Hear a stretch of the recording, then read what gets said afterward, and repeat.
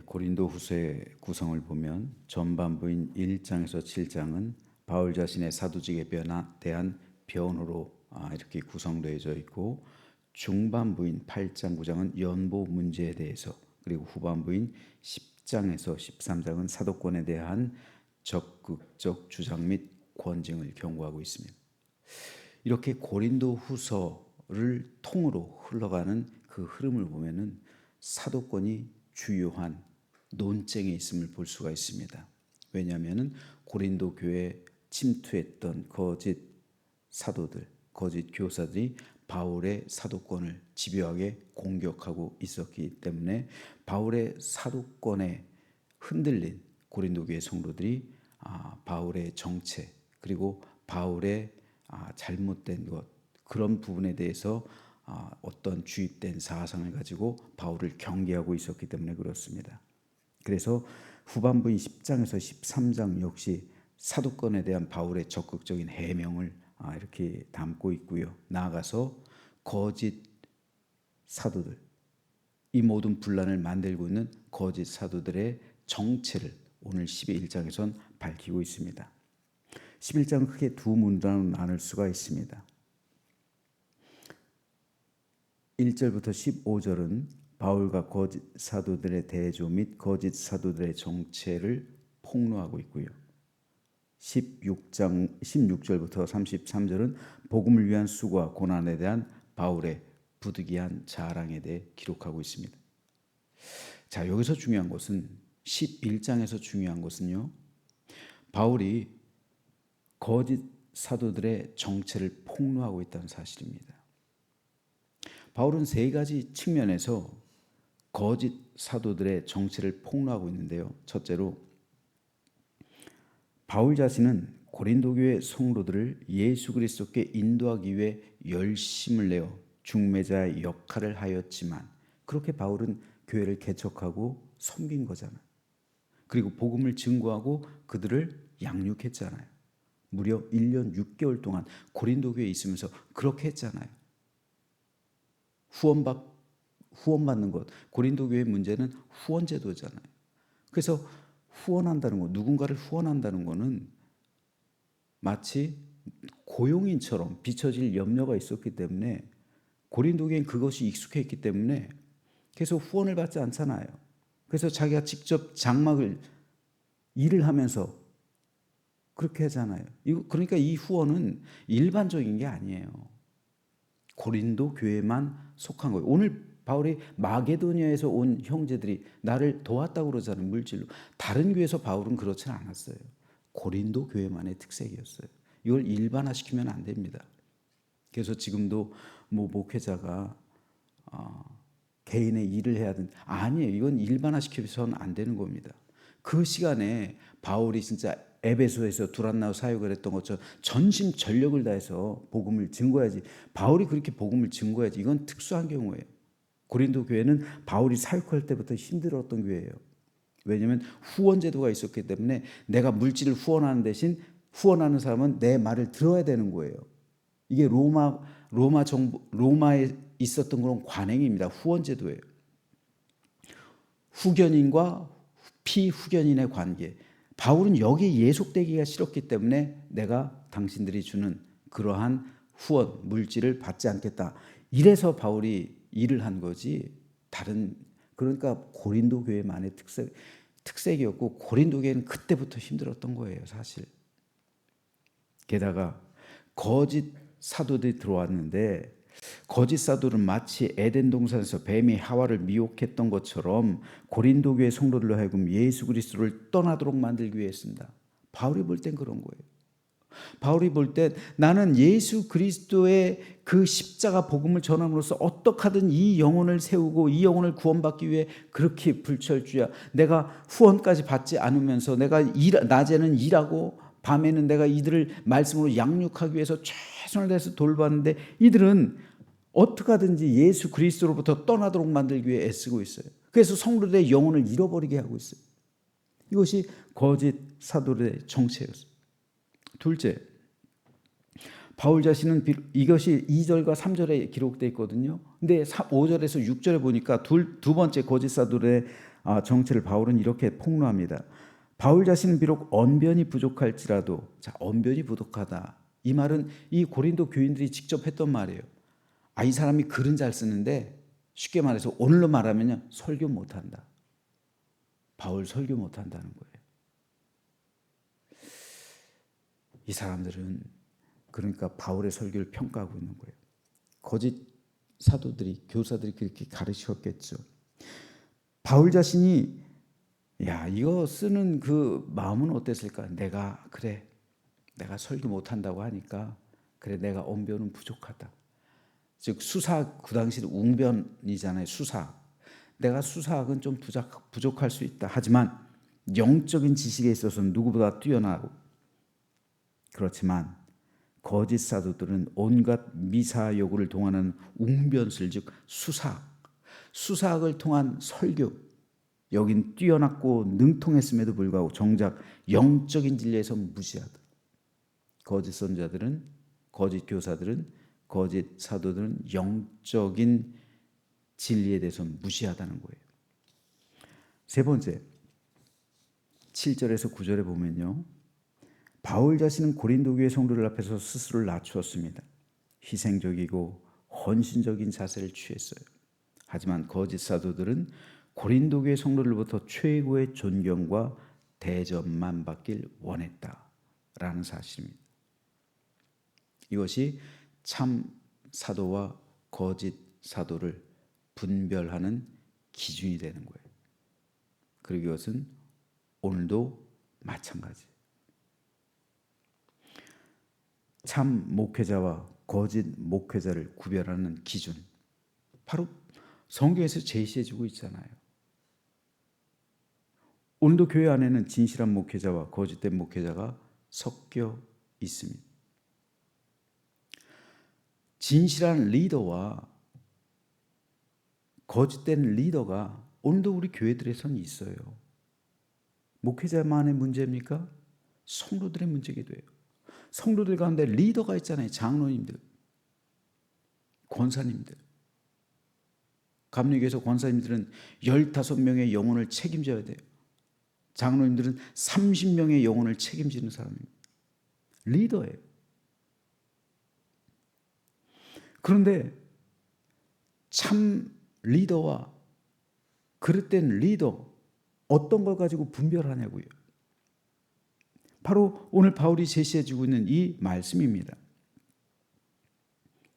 우린 분별해야 돼요. 특별히 목회자요. 거짓된 목회자에게서는 절대로 좋은 영향을 받을 수가 없어요. 사도 바울이 고린도 교회 성도들 책망했던 이유가 여기 있습니다. 왜 참과 거짓을 분별하지 못하는 거예요. 이로써 여러분의 영혼이 멸망길로 가는 것을 왜 모르냐는 겁니다.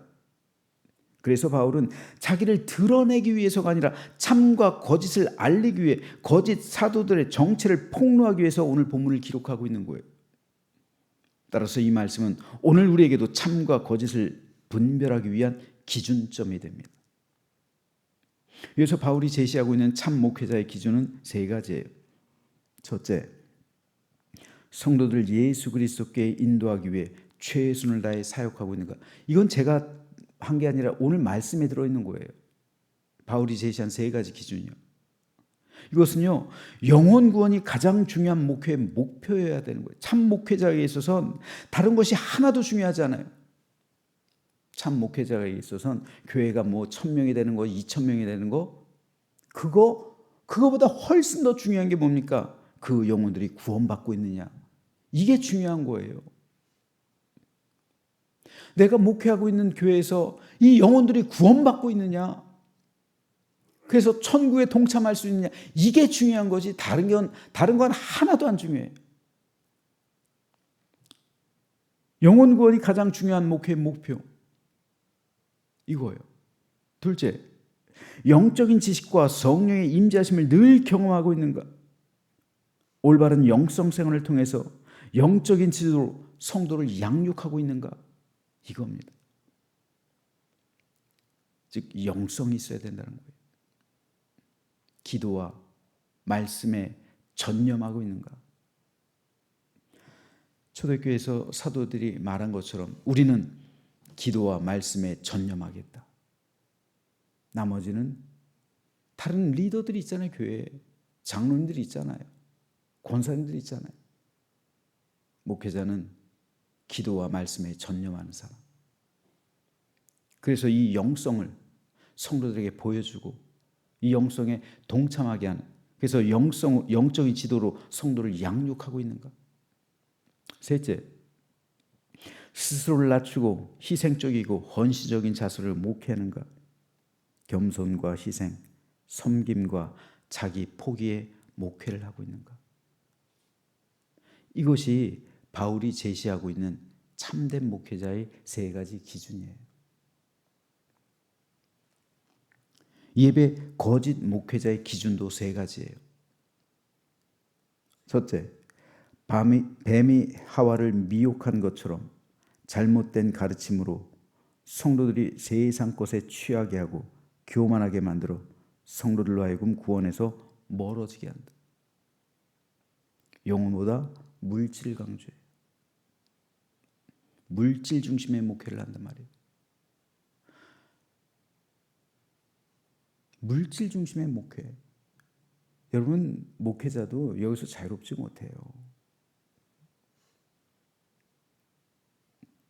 둘째, 온갖 미사여구를 동원해서 설교는 잘하지만 영적인 진리에 대해서는 무지하며 성령의 임재를 경험하지 못하고 영성이 없다. 이게 바울이 제시하고 있는 그런 거짓 사도들의 정체잖아요. 이건 영성 생활의 부재를 의미합니다. 기도와 말씀에 전념하지 않아요. 성령의 인도하심을 따르지 않습니다. 세상의 방법과 인간적인 생각으로 목회할 수 있어요. 이게 바울이 제시하고 있는 거짓 사도들의 두 번째 특성입니다. 세 번째, 성도들로부터 최고의 존경과 대접을 받기 원하고 있어요. 자기 높임, 영광이 보이는 목회. 지금 목회를 통해서 내가 높아진단 말이에요. 내가 영광 받는단 말이에요. 저는 때때로 이런 생각을 할 때가 있어요. 지금도 어렵게 우리 여러분 한국교회 3분의 2가 미자립 교회예요. 굉장히 어렵습니다. 그런데 미자립 교회 목사님들 이렇게 보면서 저분들이 천국에서는 나보다 상급이 많을 수도 있다. 아니, 많을 것 같아요. 왜요? 이 땅에선 대접을 받지 않았잖아요. 대접받지 못했잖아요. 그러니까 하나님께서 갚아주시는 거예요. 하나님 나라에서 상급으로. 그런데 이 존경과 대접을 받기 시작하면요, 어느덧 나도 모르는 사이에 높아진 나를 발견해요. 교만해진 나를 발견해요. 그러니까 여러분, 우리 교회에서 매일 밤 9시에 나와서 10시까지 나신의 기도를 하잖아요. 이 나신의 기도 시간이 얼마나 중요한지 몰라요. 얼마나 중요한데요. 하루 동안 때 묻었던, 하루 종일 생활하면서 때 묻었던 나의 마음을 살피고 그 시간을 통해서 씻어내는 거예요. 교만했던 것을 씻어내고 하나님 보시기에 합당하지 않은 것을 씻어내고 정결하게 되는 시간, 거룩하고 성결로서 다시 한번 나를 순결하게 만드는 시간. 그러니까 이 시간이 너무도 중요한 거예요. 한국교회는요, 그래서 부흥하고 성장했어요. 그 시간들이 있었기 때문에. 제가 저를 자랑하려고 하는 말씀이 아닙니다. 바울의 말처럼요. 근본적인 걸 우리가 알아야 되는 거예요. 저도 오늘 설교 말씀 준비해서 너무나도 마음에 찔렸어요. 나는 과연 성도들의 영혼 구원이 가장 중요한 목회를 하고 있는가? 날마다 성령의 임재하심을 경험하면서 바르고 온전한 영성 생활을 통해서 성도를 영적으로 지도하고 있는 것. 무엇보다 교회에서 성도들 대할 때 나 자신을 낮추고 희생적이고 헌신적인 자세로 목회하고 있는가? 나는 과연 예수님처럼 자기 포기, 버림의 목회를 하고 있는가? 먼저는 저 자신에게 오늘 설교는 사실 저를 위해서 하는 거예요. 성령께서 저한테 하시는 말씀이에요. 예수님께서 십자가 위에서 엘리 엘리 라마 사박다니 외치셨습니다. 나의 하나님 나의 하나님 어찌하여 나를 버리셨나이까. 예수님은 하나님께서 주님을 버리셨다고 고백해요. 왜요? 인류를 구원하시기 위해요. 저도 사실 이 강단에서 이걸 외쳐야 되는 거예요. 나의 하나님 나의 하나님 어찌하여 나를 버리셨나이까. 이건 모든 목회자의 외침이어야 돼요. 왜요? 저도요, 잘 살고 싶어요. 인간적인 생각으로는요. 저도요, 텅텅거리면서 살고 싶어요. 저도요, 물질에 매이고 싶지 않고요. 저도요, 시간에서 자유롭고 싶고요. 저도요, 하고 싶은 거 많아요.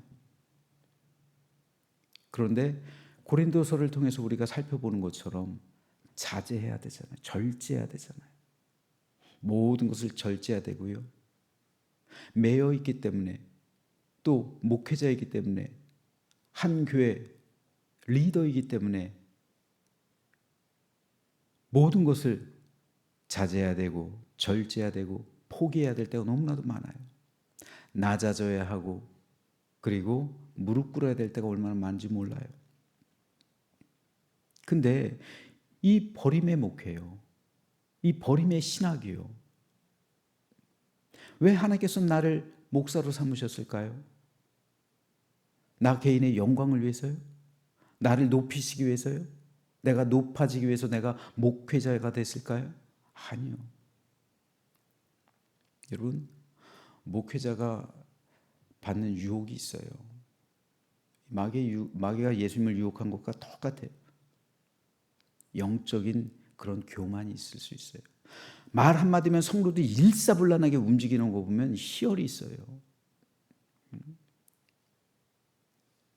바로 내 자신이 교만하게 되었다는 증거예요.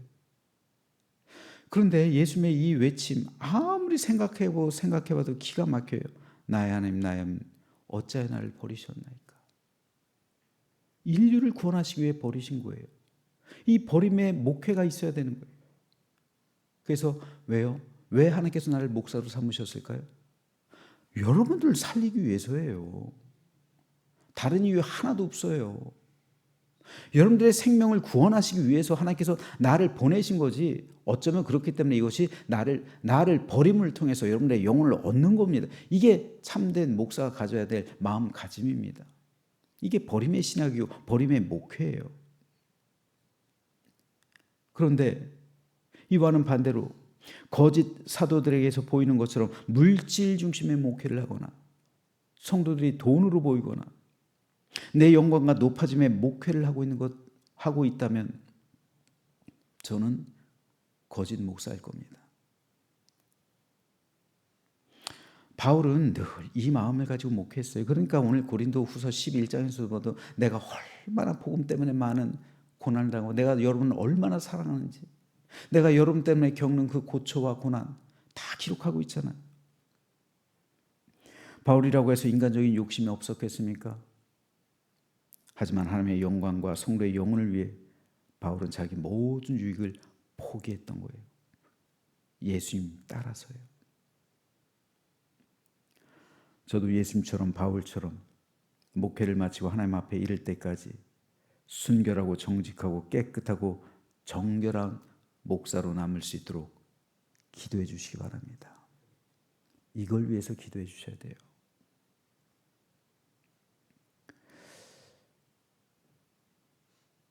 성도 여러분은 여러분이 교회 다니는 이유는 딱 한 가지만 꼽으라면 뭡니까? 구원받기 위해서예요. 여러분이 교회 다니는 거 헌신하기 위해서요? 교제하기 위해서요? 물론 하나님을 예배하기 위해서 나오죠. 같이 예배하기 위해서요. 하지만 하나님을 예배하는 거는요, 집에서도 할 수 있잖아요. 여러분이 교회에 나오는 이유, 단 한 가지만 꼽으라면 구원에 이르기 위해서, 구원받은 믿음을 확증하기 위해서. 구원받은 사람만이 하나님을 예배하는 거예요. 신령과 진리로, 영과 진리로 예배하는 거예요. 예배하는 겁니다. 다른 것들은요, 다 후순위예요. 내 영혼이 구원받는 것보다 더 중요한 것 아무것도 없어요. 그렇기 때문에 거짓된 가르침으로 인해 여러분의 영혼이 시험에 들어서 하나님을 떠나게 되거나 구원에서 멀어질 것 같으면 당장 그곳에서 떠나가야 돼요. 이에 대해 바울은 이렇게 말합니다. 형제들아, 내가 너희를 권하노니 너희가 배운 교훈을 거슬러 분쟁을 일으키거나 거치게 하는 자들을 살피고 그들에게서 떠나라. 아브라함이 우상의 도시를 떠난 것처럼, 롯이 죄악의 도시를 떠난 것처럼 우리는 잘못된 가르침으로부터 떠나야 돼요. 그래야 여러분의 영혼이 삽니다. 이단적인 사상을 가지거나 세속화된 교회이거나 올바른 말씀을 전하지 않거나 성도들에게 잘못된 믿음을 주입시킨다면 그것을 가차없이 떠나야 돼요. 그래야 여러분의 영혼이 살림받아요. 저는 목회하면서 수많이 시험에 든 사람들 많이 봅니다. 그리고 아예 믿음에서 떠나간 사람들도 많아요. 한때는 집사, 권사였는데 심지어는 장로였는데도 떠난 사람들이 많아요. 그런 분들도 봅니다. 교회를 안 다녀요. 하나님 안 믿어요. 왜요? 목사한테 시험 들었어요. 너무나 큰 상처를 받았어요. 그럴 것 같으면 떠나야죠. 빨리 떠나야죠. 왜 그 교회에 있으면서 상처를 수년 동안 받으면서 그러지 마십시오, 여러분. 이 설교를 듣는 누군가 그러지 마세요. 가차없이 떠나십시오. 그래야 여러분의 영혼이 사는 거예요. 여러분의 영혼이 구원받는 것보다 중요한 것 아무것도 없습니다. 그러므로 저는 하나님 앞에서 진실하고 정직한 목사가 되기에 매일 치열한 영적 전쟁을 벌여야 합니다. 오늘도 벌여야 되고요. 내일도 은퇴할 때까지, 아니 하나님 품에 안길 때까지 벌여야 됩니다. 그래야 온전하고 신실한 믿음의 목회자로 남을 겁니다. 그리고 여러분은 분별하십시오. 온전한 믿음 위에 분별하십시오. 그리고 제가 잘못된 모습이 보면 충고해 줘야 돼요. 권면해 줘야 됩니다. 그리고 그 권면을 받아들일 수 있어야 되는 거예요. 저는 그게 겸손이죠.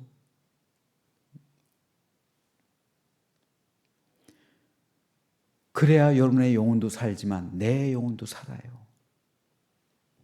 그래서 우리 모두 온전한 믿음의 구원을 이루며 나아가는 참되고 바른 믿음의 삶을 살아가는 우리 모두가 되기를 소망합니다. 그래서 천국에서 만나자고요. 천국에서 만나야죠.